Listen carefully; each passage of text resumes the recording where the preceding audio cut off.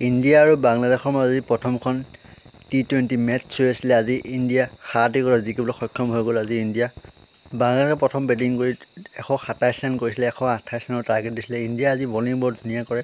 অৰ্শদ্বীপ সিঙে বৰ ধুনীয়া বলিং কৰে। আজি ডেবিউ কৰে ময়ংক যাদৱ, বৰ ধুনীয়া বলিং কৰে আৰু বৰুণ চক্ৰৱৰ্তী বৰ ধুনীয়া বলিং কৰে। ইণ্ডিয়াৰ যদি বলিং স্ক'ৰ কাৰ্ডখন আমি যদি চাওঁ, অৰ্শদ্বীপ সিঙে আজি 3টা উইকেট পাইছে, 3 অভাৰ 5টা বল দি। হাৰ্দিক পাণ্ডিয়া 1টা উইকেট পালে 4 অভাৰত। বৰুণ চক্ৰৱৰ্তী ধুনীয়া বলিং কৰে, 3টা উইকেট পায়। ময়ংক যাদৱে 1টা উইকেট পায়। নীতিশ ৰেড্ডীয়ে উইকেট নাপালে। আজি ৱাশ্বিংটন সুন্দৰে 1টা উইকেট পায়। আজি বলিং বৰ ধুনীয়া কৰে আজি ইণ্ডিয়াৰ প্লেয়াৰবিলাকে। আজি ইণ্ডিয়াৰ বলিঙৰ আগত বাংলাদেশৰ প্লেয়াৰ টিকিব পৰা নাছিলে। চান্তুৱে ভাল খেলিলে আজি বাংলাদেশৰ কেপ্টেইনটোৱে আৰু মিৰাজ বোলাৰটোৱে ভাল খেলিলে। বাকী কোনো এটা প্লেয়াৰ ভাল খেলিব নোৱাৰিলে আজি বাংলাদেশৰ প্লেয়াৰ। ইণ্ডিয়া আজি বেটিং বৰ ধুনীয়া কৰে।